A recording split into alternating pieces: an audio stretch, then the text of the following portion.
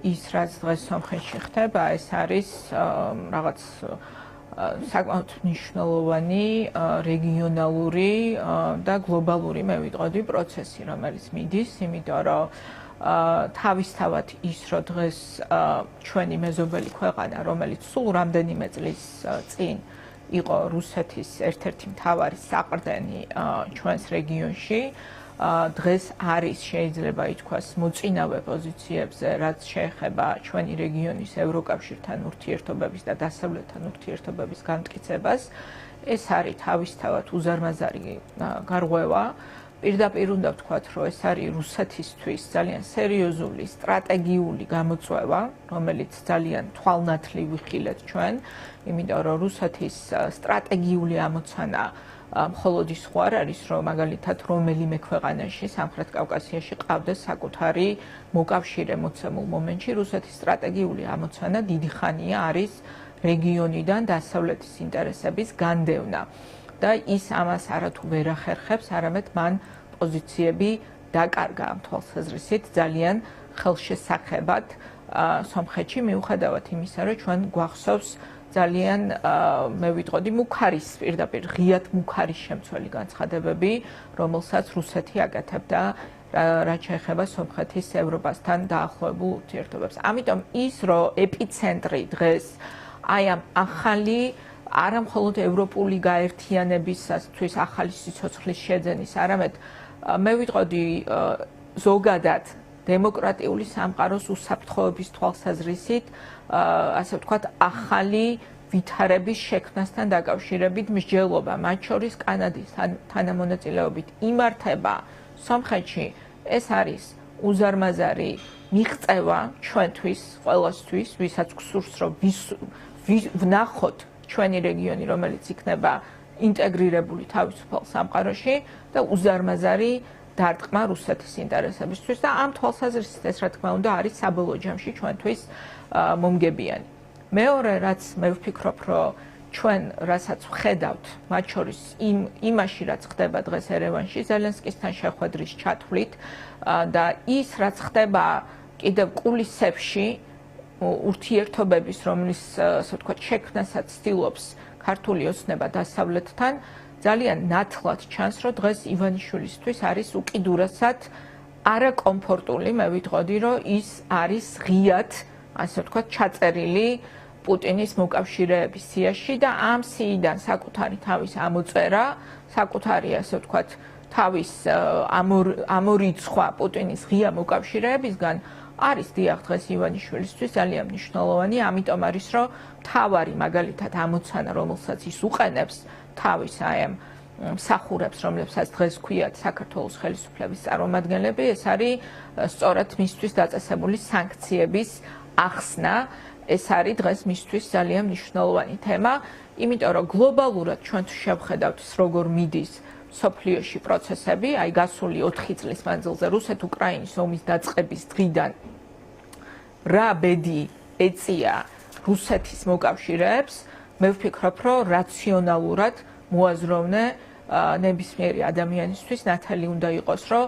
ისტორიის არასწორ მხარეს დადგომას პუტინის მოკავშირეობას გულისხმობს თავისი ფასი მოყვა ყველასთვის და ამიტომ აბსოლუტურად ლოგიკურია, რომ ივანიშვილისთვის დღეს არ არის კომფორტული ის, რომ ის არის მოქცეული, ასე ვთქვათ, მყარად სწორედ აი იმ ლიდერთა სიაში, ვინც დღეს მოიაზრება რუსეთის მოკავშირეება და მე ვფიქრობ, რომ მხოლოდ ამას უკავშირდება ყველანაირი მცდელობა მათი მხრიდან,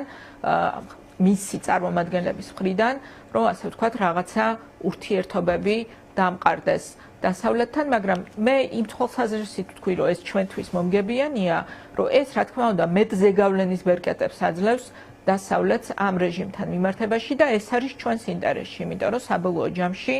ჩვენ გარდა შიდა საზოგადოებრივი წინააღმდეგობისა, სწორედ ჩვენი დასავლელი პარტნიორების წნეხის, მათ შორის გაძლიერებით და დახმარებით უნდა შევძლოთ საქართველოში დემოკრატიული პროცესის აღდგენა. ის, რაც არის საბოლოო მიზანი, ჩვენი მიზანი არის ქვეყანაში ჩატარდეს ახალი დემოკრატიული, სამართლიანი და თავისუფალი არჩევნები და ქართულმა ხალხმა თავად გადაწყვიტოს თავისი მომავალი სწორად არჩევნების გზით. კი ბატონო, ქალბატონ სალომე, თქვენ აღნიშნეთ, რომ ის რაც დღეს ხდება სომხეთში არის ისტორიული მნიშვნელობის, მათ შორის თავად სომხეთისთვის, ასე რომ დღეს სხვათა შორის მაკრონმაც თქვა იგივე, თქვა რომ 8 წლის წინ ეს ქვეყანა რუსეთის ფაქტობრივ სატელიტად განიხილებოდა, 8 წლის წინ აქ არავინ ჩამოვიდოდა, მაგრამ ფაშინიანმა ხავერდოვანი რევოლუცია მოაწყო და გადაწყვიტა თავისი ქვეყანა რუსეთის საფრთხისგან გაეთავისუფლებინაო. რას გვეუბნება ეს გზავნილი, როგორ მოახერხა ეს ფაშინიანმა და დღეს ბევრი ამბობდა, რომ შესაძლოა ის რაც ხდება ერევანში, გვენახა თბილისშიც, ხომ თბილისიც ყოფილიყო ამ ძალიან მნიშვნელოვანი სამიტის მასპინძელი, თავისი ესეთი გავლენიანი სტუმრებით, ესე ვთქვათ. ხო, ცხადია, რა თქმა უნდა, საქართველო 2012 წელს, როდესაც ივანიშვილმა ჩაიგდო ხელში ხელისუფლება და სხვა შორის არჩევნების გზით, ეს ხშირად უნდა შევახსენოთ საზოგადოებას, რომ არჩევნების გზით აიღო ხელში ძალაუფლება ოლიგარქმა ივანიშვილმა. საქართველო იყო არათუ მოწინავე, არამედ საერთოდ ერთადერთი ქვეყანა სამხრეთ კავკასიაში, რომელსაც ჰქონდა რეალური შანსები ევროკავშირთან ურთიერთობების გაღრმავების და მათ შორის საქართველო არის ერთადერთი ქვეყანა, რომელსაც მინიჭებული აქვს ევროკავშირში გაწევრიანების კანდიდატის სტატუსი. მაგრამ ევროპაში ევროპასთან და დასავლეთთან ჩვენი ურთიერთობების მომავალი, ჩვენი ურთიერთობების ბედი ყოველთვის იყო დამოკიდებული რეფორმებზე და პოლიტიკურ სისტემაზე, რომელიც ქვეყანაში მოქმედებდა. როგორც 2012 წელს რო გადაეწყვიტა მაშინდელ ხელისუფლებას, რომ გაეუქმებინა არ ვიცი, მაგალითად, დემოკრატიული არჩევნები და დარჩენილიყო ძალაუფლებაში, მიუხედავად იმისა, რომ ქართულმა ხალხმა მიიღო გადაწყვეტილება, რომ პოლიტიკური ცვლილებების დრო იყო და ჩაიკეტებოდა ყველანაირი კარები ჩვენთვის ევროპაში მოგზაურობისთვის, ასე ვთქვათ, მათ შორის პირდაპირ მნიშვნელობით ვერ მივიღებდით მაგალითად უვიზო მიმოსვლის შესაძლებლობას, ასევე ხდება დღეს, რომ როდესაც ივანიშვილმა ამოწურა საკუთარი ნდობის მანდატი ქართულ ხალხთან და ქართულ ხალხს უნდა ახალი პოლიტიკური რეალობა და ის მათ არ აძლევს ამის შესაძლებლობას, იმიტომ რომ ქვეყანაში დემოკრატიული არჩევნების ჩატარება აღარ უნდა, იმიტომ რომ იცის, რომ აგებს ნებისმიერ დემოკრატიულ არჩევნებს. აი ამის გამო ჩაიკეტა საქართველოს ევროპული მომავალი, განსხვავებით სომხეთისგან, სადაც სწორედ დემოკრატიული გარღვევა მოხდა. დემოკრატიული გარღვევა არ არის რაიმე, არ ვიცი, რაღაცა ეს არ არის წარმოუდგენელი ამოცანა, საბოლოო ჯამში დემოკრატიული არჩევნების ჩატარება ბევრად უფრო მარტივია სინამდვილეში, ვიდრე გაყალბებული არჩევნების და მთელი იმ სქემების შექმნა, რომლითაც აი მაგალითად ივანიშვილმა 2024 წელს წაგებული არჩევნები გაიფორმა გამარჯვებად, ხო? და ის ფიქრობს, რომ ესე უნდა გააგრძელოს ცხოვრება და ესე ვერ გაგრძელდება ცხოვრება, ამას ეუბნება ევროპა საქართველოს დღევანდელ ხელისუფლებას, რომ დემოკრატიული პროცესი თუ არ აღდგა ქვეყანაში, თუ არ გაუქმდა რეპრესიული კანონები, თუ არ დაუბრუნდა საქართველოს დემოკრატიული განვითარების გზას, ევროპის კარი ჩვენთვის ჩაკეტილი დარჩება და ეს კარი სომხეთისთვის გაიღო. გაიღო სწორედ იმიტომ, რომ ამ ქვეყანაში სომეხ ხალხს სცეს პატივი, მათ არჩევანს სცეს პატივი. საქართველოში ქართველი ხალხი ბიძინა ივანიშვილმა გარდა იმისა, რომ გაძარცვა, გააღატაკა, გააღარიბა, მათ შორის პირდაპირ მნიშვნელობით, აი ძარცვავენ ადამიანებს გაზრდილი ჯარიმებით, გააქცია საქართველოდან, ვისაც კი უნდა ნორმალური ცხოვრება, იმიტომ რომ არანაირი შანსი არ დაუტოვა ამ ქვეყანაში იმუშაოს და ღირსეული შრომით თავი შეინახოს. გარდა ამისა, ქართულ ხალხს უთხრა, რომ თქვენ არავინ არ გეკითხებათ საერთოდ არაფერს, იმიტომ რომ თქვენ არჩევნებზე რომ მოხვალთ, მე გავაყალბებ ამ არჩევნებს და დავწერ იმ შედეგს, რაც მე მინდა და ესე ევროპაში ევროპულ სივრცეში არ ცხოვრობენ და ამიტომ გაგვეძევეს ჩვენ, ასე ვთქვათ, შეიძლება ითქვას, აი ამ ევროპული სივრციდან, ამიტომ გვაქვს ჩვენ დღეს მხოლოდ ნომინალურად კანდიდატის სტატუსი შენარჩუნებული, ამიტომ არის რომ ევროპარლამენტი მორიგ რეზოლუციას მიიღებს, სადაც ისევ დღის წესრიგში დასვავს, უვიზო რეჟიმის გაუქმების საკითხს დააბრუნებს ისევ დღის წესრიგში, ეს ყველაფერი უკავშირდება ერთადერთ რამეს, რომ ბიძინა ივანიშვილმა გადაწყვიტა, რომ ქართველი ხალხი გახადოს უფლებო ყმებად, რომლებსაც აღარ უნდა ქონდეთ უფლება საკუთარი ხელისუფლება აირჩიონ. და როგორც კი ჩვენ ეს შესაძლებლობა მოგვეცემა, ქართველი ხალხი თავად აღადგენს ქვეყანაში სტაბილურობას და სწორი განვითარების გზას, იმიტომ რომ მე დარწმუნებული ვარ, რომ ქართველი ხალხი გააკეთებს სწორ არჩევანს, როცა ამის შესაძლებლობა მათ მიეცემათ, როგორც სომეხმა ხალხმა გააკეთა არჩევანი სტაბილურობის, მშვიდობის და ევროპული განვითარებისთვის და მათ შორის ჩვენმა თანამოქალაქეებმა უნდა დაინახონ, რამხელა ტყუილი შეთხზა აი ამ რუსული ოცნების პროპაგანდამ, როდესაც მათ წლებია უმტკიცებს, რომ თითქოს ევროკავშირში გაწევრიანების გზაზე პროგრესი ეს ნიშნავს საქართველოში მეორე ფრონტის გახსნას, ომით აშინებს ჩვენ საზოგადოებას და ძალიან ნათლად ხედავთ ჩვენ სამეზობლოში, რომ მშვიდობა სწორედ ევროპულ გზას უკავშირდება და ეს ძალიან კარგად, ასე ვთქვათ, გაითავისა და გამოიყენა კიდევაც ჩვენმა მეზობელმა სახელმწიფოებმა სომხეთმაც და აზერბაიჯანმაც და ამიტომ ბევრი გაკვეთილია ჩვენთვის იქიდან, რაც დღეს ხდება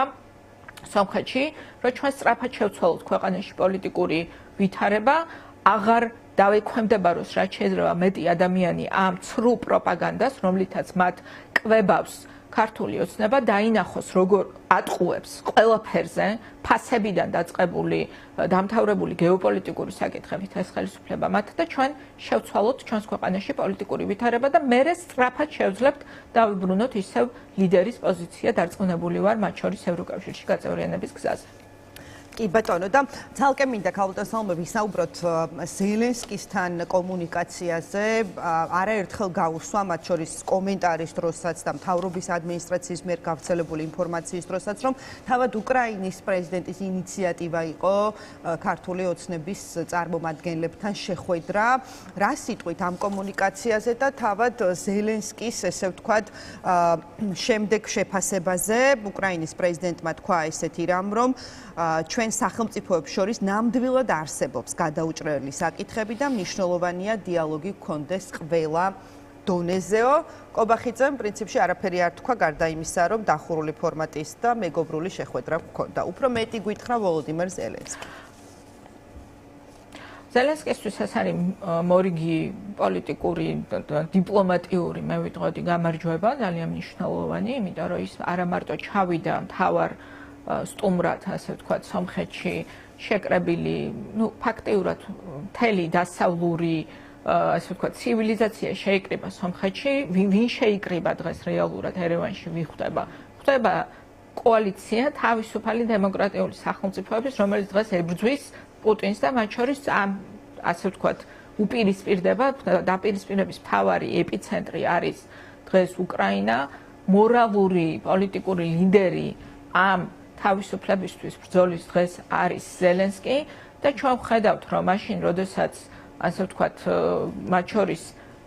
უკანასკნელ დღეებში იყო, ხო, როდესაც სლოვაკია თვანც ძალიან ღიად გამოაცხადა, რომ რა თქმა უნდა მხარს დაუჭერს უკრაინის ევროკავშირში გაწევრიანებას, ანუ უკანასკნელი ბასტიონი რუსეთის საყრდენის ევროკავშირში ფაქტიურად ამ თვალსაზრისით ჩამოიშალა. ეხლა ზელენსკი აი აქ იქ სადაც პუტინი მოიაზრებს საკუთარ უკანა ეზოთ, სამხრეთ კავკასიას და ერევანს, იქ ჩავიდა და შეხვდა იმ ხელისუფლების წარმომადგენელს, რომელსაც ასევე მოიაზრებენ პუტინის მოკავშირედ. ეს აჩვენებს მხოლოდ იმას, რომ ზელენსკის აქვს უზარმაზარი გავლენა და მათ შორის ივანიშვილმა ძალიან კარგად იცის, რომ ვერანაირი სანქციების სიიდან და ვერანაირი პუტინის მოკავშირეების, ასე ვთქვათ, ჩამონათვალიდან არასდროს არავინ არ გადახედავს მის ადგილს სწორედ პუტინის მოკავშირეებში, სანამ მას ექნება ანტაგონისტური ურთიერთობები უკრაინასთან. ამიტომ რამდენიც არ უნდა ილაპარაკოს კობახიძემ, ვისი ინიციატივებსაც არ უნდა ყოფილიყო ეს შეხვედრა, თუ არ უნდა შეხვედრა შეეძლოთ, რომ არ შეხვედროდნენ, მე გულისხმობ ქართულ მხარეს, მაგრამ დღეს მათ სჭირდებათ ზელენსკისთან შეხვედრა, მათ სჭირდებათ ეს და ზელენსკისთვის ეს არის მორიგი, ასე ვთქვათ, პოლიტიკური, დიპლომატიური ჟესტი, რომლითაც მან აჩვენა საკუთარი წონა საერთაშორისო ასპარეზზე და რაც შეეხება ქართული ოცნების მომხრეებს, მათ უბრალოდ მინდა შევახსენო, იმიტომ რომ მათ ატყუებს ქართული ოცნება, ჩვენ ხო არ გვატყუებს. ანუ ყველაზე პარადოქსული ქართულ ოცნების შემთხვევაში იცით რა არის, რომ მე არ მახსენდება სხვა პოლიტიკური ძალა ამ ქვეყანას ყოლია სხვადასხვა პოლიტიკური ძალები მმართველობაში თუ ოპოზიციაში, მაგრამ უფრო დიდი უპატივცემულობით რომ ექცეოდა საკუთარ ამომრჩეველს და აი უფრო სულელებად რომ მიაჩნდეს საკუთარი ამომრჩეველი, ვიდრე ქართულ ოცნებას მიაჩნია ის ხალხი, ვინც ხმას აძლევს, მე მართლა არ მახსენდება, იმიტომ რომ